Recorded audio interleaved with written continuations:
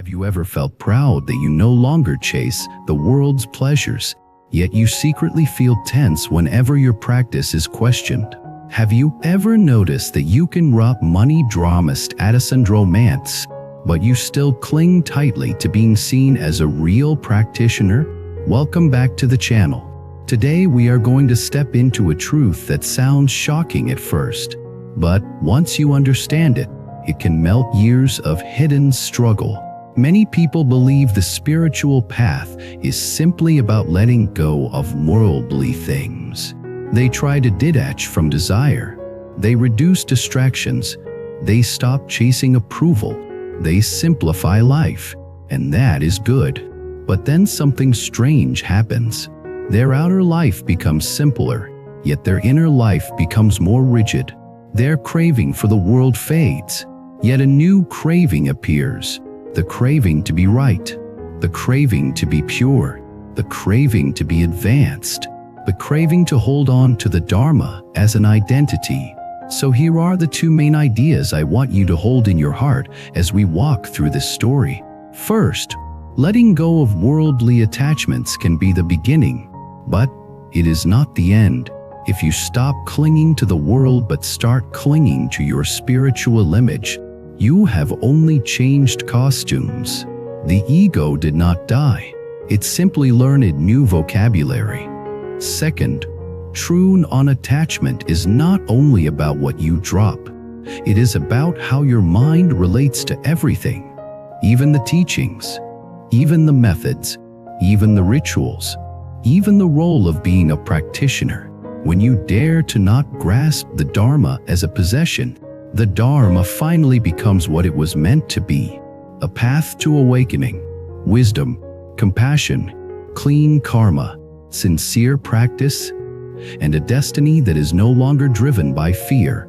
Now, I know the title might trigger some people. How can you let go of the Dharma? Does that mean you abandon practice? Does that mean you stop caring? Does that mean you disrespect the teachings? No. It means something far more precise. It means you stop clinging to the Dharma the way you used to cling to the world. You stop turning a medicine into a trophy. You stop turning a raft into a throne. You stop turning a finger pointing to the moon into a finger you worship. The Dharma is not a necklace to display. It is a medicine to swallow. And after you are healed, you do not cling to the bottle. You live. Let us start from a place that feels familiar. A person gets tired of worldly life. They are exhausted from chasing. They are exhausted from comparison. They are exhausted from the endless cycle of desire and disappointment. They find a teaching that speaks to them. It might be meditation. It might be a Buddhist tradition. It might be a path of mindfulness. They start practicing and feel relief. Their mind becomes calmer. Their life becomes cleaner. They feel, finally, I am doing something real. This stage is beautiful. This stage is oft unnecessary, but it is also where a subtle trap begins. Because the ego does not like to disappear. The ego likes to survive. So when you stop feeding it with worldly achievements, it tries to feed on spiritual achievements. It tries to build a new identity, not the identity of a rich person, but the identity of a pure person, not the identity of a successful person, but the identity of an awakened person, not the identity of a winner in society, but the identity of someone above society. And that identity can become a new chain. Let me tell you a story. Listen closely, because I am going to describe a person so clearly that you might think you have met them, and you probably have. And if you have never met them, there is a chance that you have been them at certain moments, even if only quietly, inside your mind. I will call him Ethan. Ethan was intelligent and sincere. He had a strong sense of morality. He was tired of the shallow culture around him. He did not like gossip. He did not like empty entertainment. He did not like the constant obsession with money and status. He wanted truth. He wanted depth. He wanted meaning. When Ethan found the Dharma, he felt like he had found water in a desert. He started reading daily. He started sitting daily. He started chanting daily. He changed his diet. He reduced alcohol. He became more disciplined. He became more serious. People around him noticed the change. Some admired it. Some felt judged by it. Some teased him. Some distanced themselves. Ethan did not mind. He felt, I am finally walking the right road. At first, the practice softened him. He became quieter. He became less reactive. He apologized more easily. He listened more deeply. His life improved. But then, slowly, something shifted. The softness began to harden into pride. Not obvious pride. Not the loud kind. The subtle kind. The kind that hides under spiritual language. When someone disagreed with him, Ethan felt irritated. When someone questioned his teacher, Ethan felt offended. When someone practiced differently, Ethan felt superior. When someone did not practice at all, Ethan felt secretly above them. He would never say these thoughts out loud, at least not at first, but the thoughts were there. And in karma, thoughts matter, because repeated thoughts become a home. A home becomes a destiny. Ethan began to spend more time with spiritual friends who shared his seriousness. That seemed healthy at first, because community can protect practice. But the group gradually turned into a mirror room. Everyone reflected each other's spiritual identity. They talked about right practice. They talked about wrong practice. They talked about who was sincere. They talked about who was deluded. They talked about how worldly people were asleep. They were not always cruel. They were often polite, but their hearts became tight. And tightness is one of the clearest signs of clinging. Then life gave Ethan a test, not as punishment, but as reality. A close family member got sick. Ethan visited them in the hospital. The family member was scared. They wanted comfort. They wanted warmth. They wanted a human presence. Ethan tried to comfort them with Dharma concepts. He spoke about impermanence. He spoke about detachment. He spoke about accepting reality. He spoke about karma. But the family member did not feel comforted. They felt alone. They said, I do not need a lecture. I need you to hold my hand. Ethan froze. He felt offended. He thought, I am giving you the highest teaching. Why do you reject it? Then the family member said something that pierced him. They said, your words sound wise, but your heart feels far away. Ethan left the hospital with a strange pain. He told himself the family member was emotional. He told himself they did not understand the Dharma. But deep inside, he knew there was truth in their sentence. Your words sound wise, but your heart feels far away. That is what happens when you cling to the Dharma as a concept instead of embodying it as compassion. The Dharma is not meant to make you emotionally distant. It is meant to free you from selfish clinging so compassion can flow more naturally. If practice makes you colder, something has gone wrong. It might look like wisdom, but it is often fear or pride wearing a mask. Ethan did not understand this yet, so the lesson continued. A few weeks later, someone in his spiritual group made a mistake. Not a moral crime, but a human mistake. They missed a commitment. They forgot something important. The group became tense. Ethan felt a surge of judgment. He wanted to correct them. He wanted to prove he was more disciplined. He sent them a message that sounded calm on the surface but carried a sharp edge. It was one of those messages that is polite in words but harsh in energy. The person replied with sadness. They said, I know I messed up, but your message makes me feel like I am worthless. Ethan told himself, I am only telling the truth. But the person said, truth without compassion is not wisdom. It is a weapon. That line stayed in Ethan's mind like a bell. Truth without compassion is not wisdom. It is a weapon. Now we are getting closer to the core teaching of today. Many people cling to the Dharma because it gives them certainty. It gives them a structure. It gives them a map. It gives them a sense of being safe. But when you cling to certainty, you fear the messy reality of human life. You fear emotions. You fear ambiguity. You fear not knowing. So you hide behind teachings the way you used to hide behind money or status. It becomes your shield. But the Dharma is not meant to be a shield that keeps you from life. It is meant to be a light that helps you meet life with wisdom and compassion. So what does it mean to let go of the Dharma? It means you stop using it as a shield for ego. It means you stop grasping spiritual identity. It means you stop collecting teachings as proof, but you are superior. It means you stop demanding that others validate your path. It means you stop clinging even to your own opinions about practice. And yes, it even means you stop clinging to your own progress, because clinging to progress creates fear of regression. Fear creates tension. Tension creates suffering. That suffering becomes an obstacle. Then you try harder. And the harder you try, the tighter you become. That is a spiritual detour.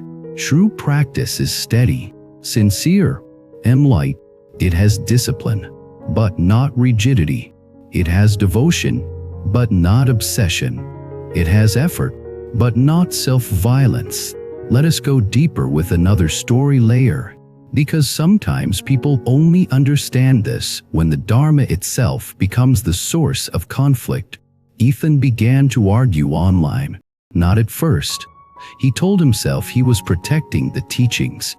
He told himself he was correcting wrong views. He told himself he was defending truth. But what was really happening was this. Every time someone criticized his approach, he felt personally threatened. And when you feel personally threatened, you are clinging. The clinging might be to being right. The clinging might be to identity. The clinging might be to a teacher. The clinging might be to an image of being advanced. So he fought. He wrote long comments. He quoted texts. He pointed out contradictions. He felt righteous. He felt strong. After each argument, he felt a brief pleasure. Then he felt tired. Then he felt slightly ashamed.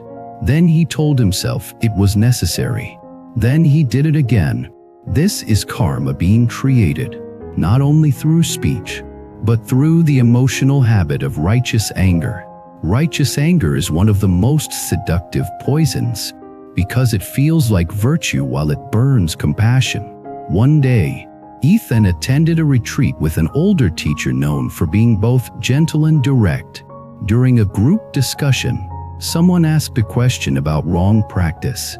People wanted clear answers. They wanted a list of what is correct and what is incorrect. The teacher listened and smiled softly. Then the teacher said something that shocked the room. If you cling to the Dharma, you have missed it. Silence. People were confused. Some felt offended. Ethan felt he tries. He thought, how can you say that? Clinging to the Dharma is good. It keeps you on the path. The teacher continued, the Dharma is a raft. When you cross the river, you do not carry the raft on your back to prove you crossed. You set it down. You bow to it with gratitude. And you walk. Some people in the room nodded. Others looked uncertain. Ethan felt resistance because he did not want to be told to set down what gave him identity. Then the teacher asked a question. When you practice, do you feel more humble or more superior?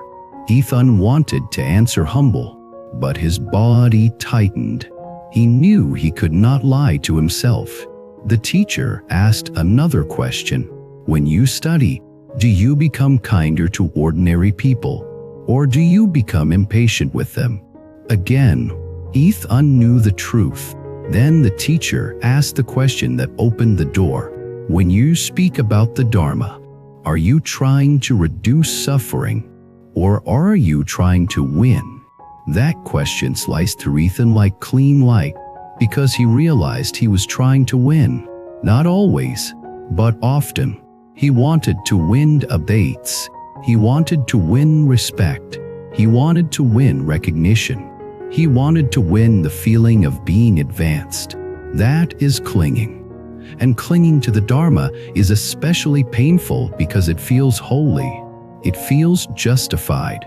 It feels like you cannot question it, so it becomes a hidden chain you protect. This is why today's topic matters so much. Many people stop clinging to the world and then become trapped in spiritual clinging, which is harder to see and harder to admit. Now, what happened next in Ethan's story is what I want you to hear, because it shows how a person actually changes, not through shame, but through wisdom and compassion. After the retreat, Ethan did not suddenly become perfect, but he began watching his mind in a new way. He noticed the moment he wanted to correct someone. He noticed the moment he felt offended by a different view. He noticed the moment he wanted to show off his knowledge. He noticed the moment he felt disgust toward worldly behavior. He noticed the moment he felt pride in his discipline. Each noticing was a small awakening, because awakening is not a single explosion of insight. Awakening is the gradual ability to see the mind as it is, without being fooled by it. Then Ethan practiced one simple shift. He replaced the urge to win with a wish to help. When someone asked a question, he did not rush to prove. He asked, "What do you need right now? Do you need comfort? Do you need clarity? Do you need encouragement? Do you need a boundary?" That shift made his speech softer, not weak, just softer. And softness, when it comes from strength, is one of the most powerful expressions of compassion. Ethan also began to practice what I will call empty hands. Empty hands means you hold teachings without gripping them. You use them, but you do not weaponize them. You respect them, but you do not build identity on them. This is like holding a cup of tea. If you grip too hard, you spill it and burn yourself. If you hold it lightly, it warms you and others. Empty hands also means you accept that different people need different doors. Some people need devotion. Some people need study. Some people need quiet meditation. Some people need active service. Some people need slow healing. Some people need discipline. Some people need tenderness. When you cling to one method as the only truth, you reduce your compassion. When you hold methods with wisdom, your compassion expands. Now let us talk about the phrase "not clinging even to the Dharma" in a way that is concrete for your daily life. It does not mean you stop practicing. It means you stop turning practice into a bargaining system. Some people practice as if they are negotiating with the universe. They think, if I do enough, life should reward me. If I chant enough, I should get results. If I meditate enough, I should never feel anxiety. If I do good deeds, people should treat me well. This is clinging. It is clinging to outcomes. Outcomes are impermanent. Life is complex. People have karma. You cannot control the world by being spiritual. Practice is not a vending machine. Practice is training the mind and heart so you can meet whatever arises with wisdom, compassion, and clean action. So not clinging to the Dharma means you do not use it to demand a certain outcome. You practice because it is true. You practice because it reduces suffering. You practice because it purifies your motives. You practice because it strengthens compassion. You practice because it builds stable karma. You practice because it changes destiny from the inside out. That is a clean intention. Now I want to bring in another character, because not everyone clings in the same way. I will call her Olivia. Olivia was gentle, not argumentative like Ethan. She did not fight online. She did not correct people harshly. Her clinging was quieter. She clung to being a good practitioner. She measured herself constantly. If she missed a sit, she felt guilty. If she felt angry, she felt ashamed. If she had a craving, she felt like a failure. If she felt jealousy, she thought her practice was fake. She carried spiritual self-judgment like a heavy backpack. That backpack made her tired. It also made her less compassionate, because when you judge yourself harshly, you often judge others too, even if silently. Olivia thought she was practicing, but she was also punishing herself. One day, she met an older woman who had practiced for decades. The older woman had a quiet joy, not a loud happiness, but a steady warmth. Olivia asked her, "How are you so peaceful?" The older woman said, "I stopped using the Dharma as a stick to hit myself. I started using it as a mirror to wake up." That is another form of not clinging. Not clinging means you do not cling to perfection. You do not cling to the idea that you must never have a negative emotion. You do not cling to the idea that you must always look spiritual. You do not cling to the idea that progress is a straight line. You practice with compassion and honesty. When you fall, you notice, you repent, you return. That is practice. Olivia began treating her mind like a child learning to walk. When the child falls, you do not scream at them. You help them up. You encourage them. You let them try again. That is compassion. Compassion is not softness that avoids truth. Compassion is the strength to face truth without hatred. This is a deep karmic point. If you practice with hatred toward yourself, you plant hatred. Hatred comes back as inner fire. Inner fire makes the mind unstable. An unstable mind creates messy karma. Messy karma creates a heavy destiny. If you practice with compassion, you plant kindness. Kindness comes back as steadiness. Steadiness makes the mind clear. A clear mind creates clean karma. Clean karma creates a lighter destiny. So yes, the way you practice is part of karma. Now I want to return to the heart of today's question. Is it enough to let go of worldly things? It depends. If letting go of the world means you reduce craving and become more compassionate, then it is good. But if letting go of the world becomes a new pride, a new identity, a new excuse to look down on others, then it is just another chain. And if letting go of the world becomes a way to avoid human connection, to avoid responsibility, to avoid love, to avoid service, then it is also a detour. True renunciation is not hatred of the world. True renunciation is freedom from clinging so you can love without possession and serve without ego. That is why the teachings often point to compassion. Compassion is the proof of real practice. If you practice and become kinder, you are moving toward awakening. If you practice and become colder, you are clinging to an idea, not embodying wisdom. Now, what about letting go of the Dharma? Here is the simplest way I can say it.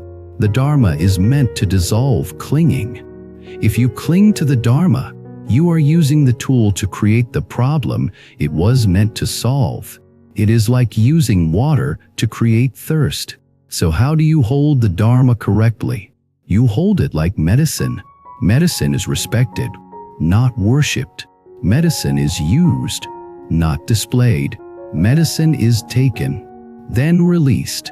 You do not argue endlessly about the label on the bottle while refusing to swallow. Swallowing means practicing. Practicing means watching your mind, purifying your motives, training your speech, serving others, cultivating patience, cultivating generosity, cultivating forgiveness, cultivating steadiness. And then, as those qualities grow, clinging naturally weakens. When clinging weakens, the Dharma becomes less of an object and more of a lived reality.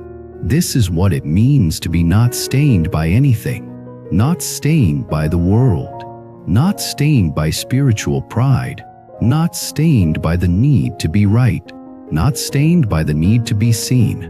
Now let us go even deeper, because there is subtle form of clinging that appears in advanced practice circles.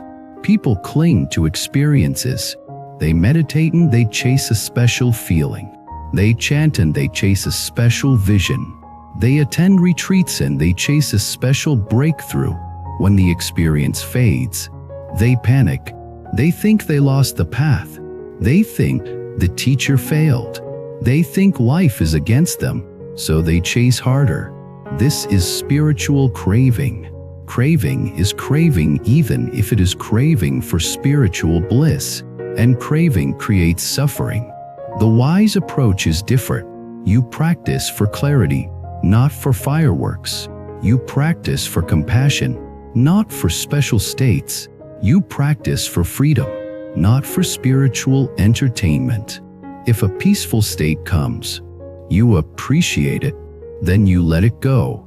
If a difficult state comes, you learn from it, then you let it go. This is equanimity. Equanimity is a key part of awakening. Equanimity does not mean you feel nothing. It means you stop clinging to what feels good and stop resisting what feels bad. You meet life with a steady heart. A steady heart is the seed of wisdom. Now, I want to show you what it looks like when someone truly does not cling to the Dharma, not as an idea, but as a living presence. Ethan, after months of practice, returned to the hospital to visit his family member again. This time, he did not bring teachings as a shield. He brought a warm presence. He sat down, held their hand, and breathed slowly. The family members started crying. Ethan did not rush to explain impermanence. He stayed. He let the tears exist. He listened. He offered a simple sentence. "I am here with you." That sentence was more Dharma than any lecture, because it was compassion embodied. Later, when the family member calmed, Ethan said something gentle. "We do not know what comes next, but we can be kind right now. We can keep the mind as clear as possible. We can forgive what we can forgive. We can release what we can release." No preaching, no superiority, just a human heart guided by wisdom. That is not clinging. It is using the Dharma and then letting it be invisible. Invisible Dharma is often the most powerful Dharma, because when the Dharma becomes invisible, it has moved from concept to character. Now I want to bring this back to you in a very direct way. If you are someone who prides yourself on letting go of worldly things, ask yourself these questions gently. Do you feel superior to people who are still chasing? Do you feel impatient with ordinary emotions? Do you feel offended when your practice is questioned? Do you feel anxious when you do not look spiritual? Do you feel rigid about methods? Do you feel addicted to being right? If any of these are present, do not panic. This is common. It simply means the ego found a new home. The home is spiritual identity. The solution is not to abandon practice. The solution is to practice more honestly. Practice humility. Practice listening. Practice compassion. Practice not knowing. Practice letting others be where they are. Practice releasing your need to be seen. This is how you loosen the grip. Now, I want to offer a deeper reflection about destiny. Because many people think destiny changes only when external things change. New job, new relationship, new city. But destiny is also your inner default. If your inner default is clinging, your destiny will carry anxiety even in a good life. If your inner default is non-attachment, your destiny will carry steadiness even in a hard life. So when you stop clinging even to the Dharma, your destiny changes in a quiet way. You become less easily offended. You become less reactive. You become less hungry for recognition. You become more able to serve. You become more able to love. You become more able to face impermanence without panic. That is a rare freedom. This freedom is not cold, it is warm. Because when you are not clinging, you are not using others. You are not demanding that they fulfill your identity. You are present. Presence is one of the highest expressions of compassion. Now I want to share a final story that ties everything together, because stories help the heart understand. There was an old practitioner I once heard about, a person who had studied deeply for decades. People expected him to speak constantly about the Dharma. People expected him to correct everyone. People expected him to be full of quotations and authority. But he did something different. When people argued, he listened quietly. When people praised him, he smiled and changed the subject. When people criticized him, he bowed inwardly and kept practicing. When someone was suffering, he helped in simple ways: food, rides, presence, encouragement. One day someone asked him, "What is the highest teaching?" He said, "Do not cling to anything, not even to my answer." At first, that sounds frustrating. People want a clear sentence to hold. But that is the point. The mind loves to hold sentences. The heart is free when it stops gripping. So the highest teaching is not a sentence. The highest teaching is the release of clinging. Release brings peace. Peace allows wisdom. Wisdom supports compassion. Compassion purifies karma. Purified karma reshapes destiny. That is the whole arc. Now let us close in a way that feels personal, because I want you to leave this episode with something you can actually live, not just understand. If you want to practice non-attachment deeply, start by noticing where you cling in spiritual life. You cling when you need to be seen as advanced. You cling when you need to win a debate. You cling when you need your method to be the only method. You cling when you cannot admit you do not know. You cling when you judge others to protect your identity. You cling when you use teachings to avoid feeling. Each time you notice, soften. Soften the jaw. Soften the shoulders. Soften the breath. Then return to the simplest intention. May my practice reduce suffering. May my words be kind. May my mind be clear. May I serve without pride. May I learn without clinging. When you live like that, you will still study. You will still meditate. You will still chant if that is your path. But your heart will be lighter. Your practice will be warmer. Your relationships will be safer. Your mind will be more stable. Your destiny will be more open. Because the Dharma is not meant to be a chain. It is meant to be freedom. Thank you for spending this time with me. Now I want to hear from you. Have you ever noticed spiritual clinging in your own life? Clinging to being right. Clinging to a method. Clinging to a spiritual identity. What helped you soften? What helped you return to compassion? Share your story in the comments. Your honesty can help someone who feels stuck in spiritual pride or spiritual self-judgment without even realizing it. If you want more long-form videos like this, subscribe to the channel and like the video.